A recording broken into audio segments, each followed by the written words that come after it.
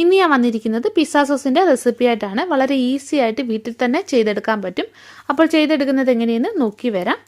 Pizza sauce തയ്യാറാക്കാനായിട്ട് ഒരു പാനിലേക്ക് തക്കാളിക്ക ഇട്ട് കൊടുക്കുകയാണ്. ഇത് 3 തക്കാളിക്ക അരിഞ്ഞതാണ്. തക്കാളിക്ക കട്ട് ചെയ്യാതെ മുഴുവനായിട്ട് ഇട്ട് വേവിക്കാവുന്നതാണ്.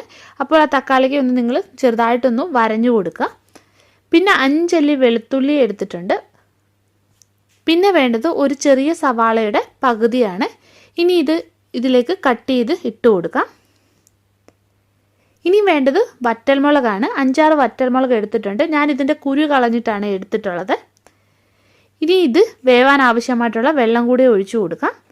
അടച്ചു വെച്ച് നമുക്ക് വേവിച്ചെടുക്കാം. ഇനി ഇതൊന്ന് വെന്ത് വരട്ടെ. അപ്പോൾ ഇതെല്ലാം വെള്ളം ഒക്കെ വറ്റിയിട്ട് വെന്ത് വന്നിട്ടുണ്ട്. ഇനി ഇതൊന്ന് ചൂടാറിയിട്ട് വരണം. അപ്പോൾ ഇതിൻ്റെ ചൂടാറിയിട്ടുണ്ട്.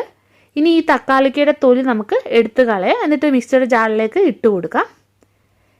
ഇനി ഇത് നല്ലോണം നമുക്ക് അരച്ചെടുക്കാം. നല്ല പേസ്റ്റ് പോലെ അരച്ചെടുത്തിട്ട് വരാം. ഇനി ഇതൊരു പാത്രത്തിലേക്ക് നമുക്ക് അരിച്ചൊഴിക്കാം. ഇവിടെ ഞാനൊരു പാത്രം വെച്ചിട്ട് എണ്ണ ഒഴിച്ച് കൊടുത്തിട്ടുണ്ട്. എണ്ണ ചൂടായിട്ട് വരുമ്പോൾ അരച്ച് വെച്ചിരിക്കുന്ന തക്കാളിയുടെ കൂട്ട് ഇതിലേക്ക് ഒഴിച്ചു കൊടുക്കാം. ഇനി ഇത് നമുക്കൊന്ന് ഇളക്കിയെടുക്കാം. ഇതിലേക്ക് ആവശ്യത്തിന് ഉപ്പ് ചേർക്കാം. ഒരു കളറിന് വേണ്ടിയിട്ട് ഞാൻ ഇതിലേക്ക് 1 ടീസ്പൂൺ കാശ്മീരി മുളക് പൊടി ചേർത്ത് കൊടുക്കുകയാണ്.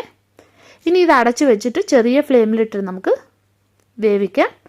ഇതിലെ വെള്ളമൊക്കെ ഒന്ന് വറ്റി വരണം. അപ്പോൾ ഫ്ലെയിം കുറച്ച് നിങ്ങൾ വയ്ക്കുക. ഈ സോസ് ഒന്ന് കുറുകി വന്നിട്ടുണ്ട്.